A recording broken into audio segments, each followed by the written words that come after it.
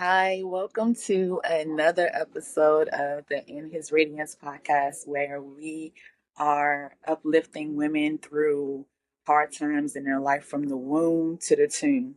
And so I am have the pleasure of having a guest with me. Her name is JaRonda Dockett. JaRonda, her and I, we've gone back to Stanton days. We worked as an Yes, educator. yes. So JaRonda has worked as an educator for over a decade. She is an alumni of Emory and Johns Hopkins. She has always had a passion for learning and teaching. She currently resides in Maryland with her husband, um, Vince, and together they enjoy playing video games, creating music, planning, and creating creative date nights. I've seen those date nights online. JaRonda also facilitates a bi-monthly small group for Christian women processing infertility, stillbirth, miscarriages, or infant death. And when the heartbeat stops is the published book that she has written. So welcome, JaRonda. Thank you so much for having me, Renise. I appreciate the invitation for sure. Yeah, I was so like you as you know, last month was pregnancy and infant loss month, and I've been doing a series of podcasts that touches on teen pregnancy, touches on abortion, and touches on miscarriages, all to bring awareness to these important issues, especially in our community. And so sometimes they can go under the radar and we don't necessarily know how to navigate those things and do it well in Mm-hmm. community. And so yeah, I remembered. I was like, I want to talk to her about this on the podcast to get some insight on how we can encourage many people. So let's start with your your book, of course. So like, Mm-hmm. do you want to share a little bit like how you got there to writing the book, or Sure. okay, Mm-hmm. all right. Uh, well, as with all things, this book was definitely a God thing. It was not something that JaRonda, had in my plans at all. Um, just for a little bit of background, my husband and I got married in July 2018. We found out we were pregnant that September and then had a miscarriage at 10 weeks in November of 2018. Decided that, we still wanted to keep trying to conceive, and we got pregnant again in 2020 or 2019. And we're ecstatic. We had made it past the quote unquote safe zone of the first trimester. And then in January of 2020, had another miscarriage at 15 weeks. And we did decide that we wanted to name our babies, but we had already named them. So you might hear me refer to Faith and Justin um, throughout the conversation today. And so after my first miscarriage, it was all very new to me. I had heard of miscarriages, but I didn't actually know very many people personally who had, shared about miscarriages or any kind of like pregnancy or infant loss with me. And so, I kind of after the first miscarriage just felt out of whack, like, like, Lord, why this happened? Like, um we prayed for this, and so it was just kind of like a just shock to the system, so to speak. And I will also say that I feel like it was my first a big personal grief experience. I think for me, most of the people that I was close to that had passed away were older, Mm. so I did not have the same level of grief because, in me, I was like, well, this is like the cycle of life. This is, what's supposed to happen. This person lived a good life. They had their time, so to speak. Right. And so the loss of my children affected me very differently than other people passing away that I had been close to. And so it was a very shocking loss. And then dealing with it was also kind of like, walking in the wilderness because I didn't have like a path for dealing with grief. Like, dealing with grief and loss is not something that is, taught. It's not something that we talk about in school. I went to regular public school, went to college, Yeah. never a topic that came up, even though it's something that everybody is going to have to deal with at some point That's something. in their lives. And so the best thing that I knew how to do at the time was just write out, what I was feeling and thinking. And so the book actually just began as me kind of chronologically writing down like everything that happened. And I think in a way for me, one, it helped me to process my grief, but then two, it was a way for me to kind of like give voice to my baby's life. Like having it written down like help stamp that faith was here Yes. because I was able to talk about my experiences with her. And so I essentially just wrote the first chapter, which I didn't title it or anything or say it was the first chapter. One night when I couldn't sleep, like tears rolling down my face type of thing. And when I went back the next day and looked at it, to myself out loud, was like, this kind of like reads like a story. Yeah. And so I sent it to, like a couple of friends who, I knew would be like honest with me. I was like, hey, do you think people would like actually read this? And they were like, yes. And so I was like, okay. But I still didn't really want to write the book. Of course. And so I prayed about it and I said, Lord, if you really want me to write this book, I offered up my fleece prayer. I said, if you really want me to write this book, I need you to have somebody talk to me this week about writing a book. And wouldn't you know, 2 days later, Miss Jewel and I were on the phone. Okay. And she started talking about how she wants to write a children's book. And I was like, yeah, I've been thinking about writing a book too. Do it. You gotta write the book. Yes. And I said, oh my goodness.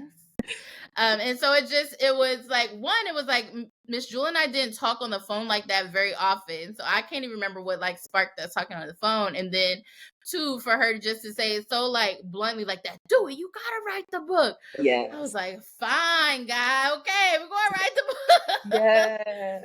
Oh, that's kind of like the genesis of how the book came about. Okay, that's really good. And you like, I'm so glad that Miss Jewel, I love Miss Jewel. She encourages so many people, and I'm so glad that you listen to the voice of reason and wrote the book. But I do want to comment about something that you had said or what that I read in the book, and you mentioned it a little bit today about how it like you do the things that you think is right and you're expecting something of God, right? You're expecting the result of what you're putting in. And so I think to your point, a lot of our grief is birthed out of that expectation that we have. Yeah. And so Mm-hmm. um, I think that is interesting because like you said, we're all going to be going through grief at some point, but how do we do it is the key point. It's Yeah. like how can we actually do it in a way that we'll come out on the other side? Because I know for me, like when I go through grief, I'm an internalizer, so I go inward and I like push everybody Mm-hmm. else out. And so Yeah. I mean, for you to write down everything and to basically document it, like it it does serve its purpose and is doing a great work so far. I know for me and many more that I've shared it with. So um now Yeah, and I think that's a reason that the book kind of comes off so raw, mm, because it was like in those early stages of grief where, you know, emotions are more heightened, yes, and, you know, like your perspective is very zoned into the experience that you had, the person that you've lost, all the, you know, kind of what you mentioned, unmet expectations of right, like what I'm not going to get to do anymore and what right. I was hoping for and things that I had planned to do. And so I do think that that's one of the things that comes out heavily in the book is just like a very real and raw experience of, you know, this is where I was immediately after Mhm. miscarriage. Yeah. Um, can you share a little bit about you in the first chapter when you shared your experiences when you were traveling? Like, can you share how I guess that you say you felt good about having the baby, but you felt also a sense of worry or like anxiety about where you are and if everything will go well. How did you manage throughout that time, and how can you what encouragement can you give towards someone else who is also having those same thoughts for their first few trimesters in um their pregnancy? Yeah, so for me, you know, that was my first pregnancy. So you know, I think that's important too because I didn't have anything to compare it to. Okay. So when I would feel cramping, you know, and I'm like, you know, of course, everybody on Dr. Google first. I'm like, is he supposed to feel some cramping? Yeah. And, you know, Yeah. and then it'll say, you know, some cramping is normal. And then I check with my doctor and they're like, oh, yeah, some cramping is normal. But again, I've never been pregnant before. So I'm like, well, is this some or is this like too much? And, you know, so I do think for me, because it was my first pregnancy, I did have a lot of kind of unsureties and worries when, you know, the cramping began because I didn't know if things were okay or not. And so I think if, you know, that is you and you're a person who's, you know, wondering, you know, what's going on. You know, for me, you know, I say it's always best to go get checked out, right? Like go to the doctor, get your medical advice, and also, you know, we always couple that with prayer and include God with all of our choices and decisions, you know, even up to selecting who your doctor is. Of course. You know, and if you feel like you're not getting the care or the correct or thorough enough responses from your doctor, or you if you have a doctor who's being dismissive of the pain that you say that you're in, you know, like go get another doctor, you know, and pray that Right. God leads you to the person who is going to listen and give you that competent, compassionate care that you deserve. Right. That's so good. That's so good. I want to switch gears a little bit because I like I do realize that there are other women who were included in this journey along with you. How did you go about finding them, and how did you select them and their stories to be added towards your book? So, as I had mentioned earlier, when I first started, I was like, I don't know, anybody Yeah. who's been through this before. But as I started to talk about my miscarriage and writing the book, there will be women around me who said, this happened to me. I've had 5 miscarriages. I've had 3. I had a stillbirth, or or thank you for sharing, because you actually reminded me about a miscarriage I forgot. Like, there are just so many comments like that and feedback about how other women had gone through that. And in looking at the numbers and statistics, estimated 1 in 4 pregnancies ends in miscarriage. And a lot of that, they say, is even underreported, because some women might not know it's a miscarriage. They might just think their cycle started early or started late, or so I was kind of like shocked, especially when people who were in my circle, you know, that I cared for and cared for me. And I was like, wow, they were going through something so hard and I never knew about it. And, that just really touched me, because I was like, it kind of makes you think about how, they say to always treat people with kindness, because you never know what someone's going through. And I'm like, these are people that I knew who did share their life with me, but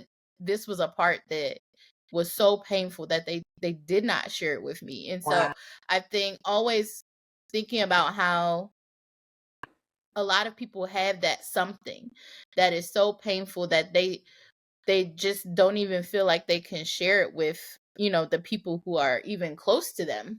And so when I decided that I was going to write a book, I asked people who had shared that vulnerability with me, if they would feel comfortable talking, with me and writing a book. And also, I wanted people who wanted to share their story for the purpose of educating, for the purpose of connecting, for the purpose of just like spreading the word about it. And I specifically wanted, as much as possible, women of color, because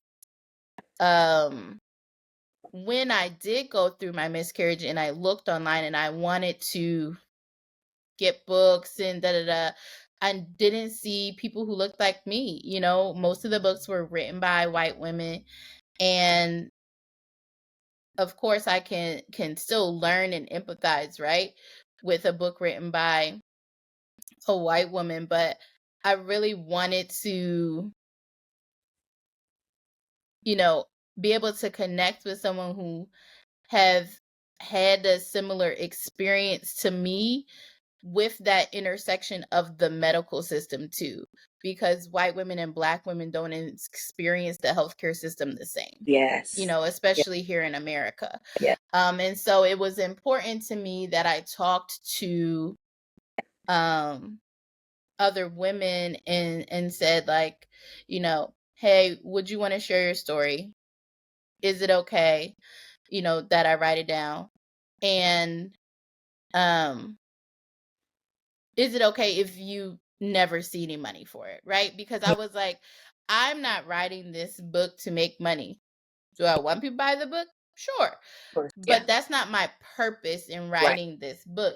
I'm writing this book because I want Black women who have experienced this same pain to be able to know they're not alone. I want women who have experienced this same pain to know that there is still hope within this grief journey. That's why I wanted to write the book. And so women, I ended up finding women who were in my circle who were felt vulnerable enough to share, who, weren't worried about a compensation piece, but really just also understood why I wanted to write the book and, kind of co-signed that purpose with me and were willing to share their story. I so appreciate that and your explanation for that, because it just reminds me of what I said earlier. Like, the vision and mission for this podcast is to bring, awareness and to bring a sense of community. Like, the fact that you had people that you were close to you didn't know that they were going through something so, severe, and they held it in. And I think that's the one thing that the enemy tries to do, which deters us from community. And Mm-hmm. and I think that's the interesting thing, is because, like, community helps us to see God even more, because he can use other people to help us get back to him, even through the pain, even through the grief. And Mm-hmm. um Mm-hmm. Mm-hmm. and so, yeah, that's so pivotal. Like, I'm just so glad that they were able to, or willing to, Mm-hmm. share their stories when it comes to something of this magnitude, and that Yep. this has opened up a door for so many women to not be silent or be ashamed, because I feel like some women may feel shame when things like this happen, or they think that they're not. I think about, who was it in the Bible? Was it Hannah? I done messed it up, but one of the women, she couldn't have children. I think it was Sarah. No. Both Sarah and Hannah are two of the 7 women in the Bible that are mentioned who Right. were once barren and then had children. Yeah, but it just made me think about, um I lost my train of thought. It's gonna come It's all, back. It's gonna it's come all back. good. It's all good. But I'm just glad that your community is now growing, and people are now Mm-hmm. being touched by the work. Um so we mentioned a little bit earlier about how, like, the goal of the book is to create hope and create love and faith for women in general, right? So, like, now, Mm-hmm. as the book is written, you're hosting small groups. How are you uplifting these women? How are you being active in their lives? And I ask that first question, how are you doing that? And then I ask my next question after you finish. So the group is actually associated with the small groups at my church, Zion Church in Greenbelt, and Okay. it's a group that I created.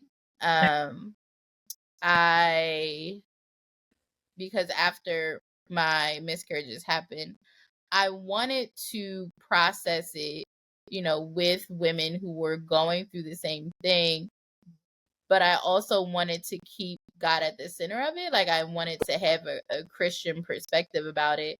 And, knowing the percentage of women who experience some kind of pregnancy or infant loss, I was like, well, if I'm sitting in this church and this church has 600 people, that means at least a quarter of the people, right, have or are currently experiencing some kind of loss related to pregnancy, infants, infertility. And so the fact that there wasn't that kind of group, right, to process, I was like, this is a gap. Like, this is something that, I feel is needed. And so, I asked about starting the group, and there wasn't really a blueprint or anything for it. But there were a couple of sessions on Right Now Media to get us started. And so we kind Oh, of yeah. launched into that.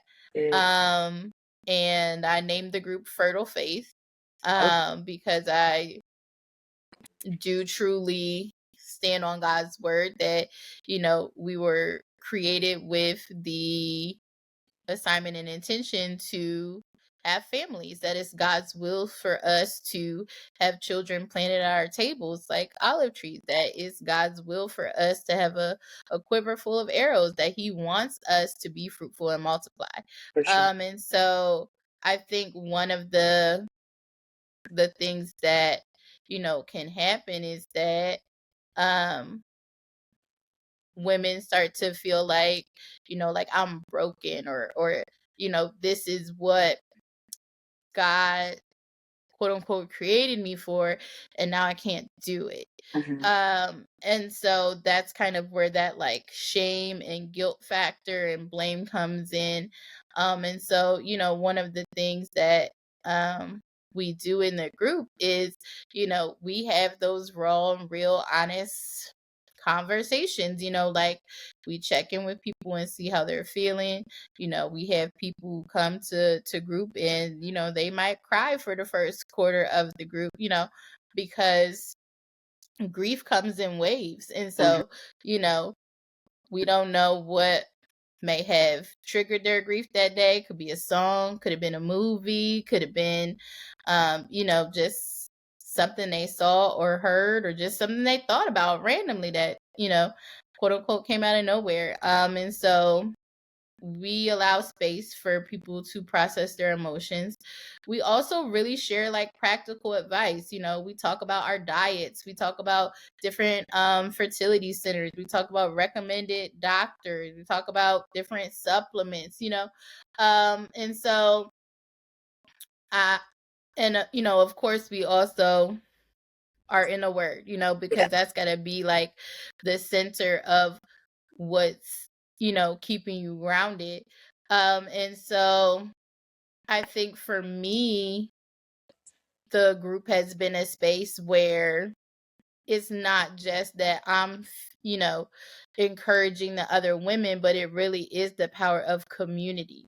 Because community means we are all unified. If you just have one person to go to, what you gonna do when that one person is sick or that one person is unavailable, so it really is something that we strive to build, a community where, these are all your sisters in Christ, and they're going through something similar as you. Might not be the exact same circumstance, but we can agree that this pain, this grief is something that we can connect about, and that we can also connect about our faith and how our faith helps us navigate that grief and pain daily.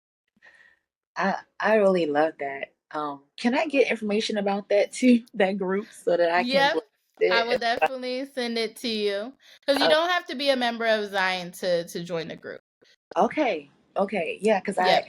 I honestly believe like I'm all about definitely getting people the resources that they need to help them do better, and feel better. And community, I know for me has been a big deal, in Mm-hmm. the different stages of my life, and so I really appreciate like what you're doing, and I honor you, and like how the Lord is using you during this time to um, bless so many different women. Um, so I was going to say, um, as a way to wrap things up, from the beginning, you said that it's been it's only been through community that one, the idea was birthed to write the book. Two, you can't get through something that is so devastating without community around you. So you need community. And then three, you need resources. And so anyone who's going through this, they need those three things to help them survive and actually receive uh, and see the Lord moving through all of this to get Mm-hmm. through seasons of grief and seasons of loss. Um, how else can you encourage them during this time? And then that'll be it for today. I will say that the first thing, even for some people that's hard, is giving yourself permission to grieve. I remember one of my family members texted me and she was like, well, am I allowed to be sad? And I was like, yes, you're allowed to be sad, and I think that's the one thing that's very different about miscarriage and stillbirth is because it's like your grief is hidden Yeah. because you don't have like the actual person right there to be able to say like this it was the person that I am grieving. And so I think that's oftentimes why people keep it to themselves because maybe they are the only person who knows that Mm. that baby existed. Maybe they told their partner, maybe they told their mom, there might not be that many people who knew Right. that the baby even existed. So I think the first thing is like give yourself permission to grieve. It's okay to be sad. It's okay to mourn the loss of your child. It's okay to take time off of work. It's okay to not be okay after you have had some kind of pregnancy loss or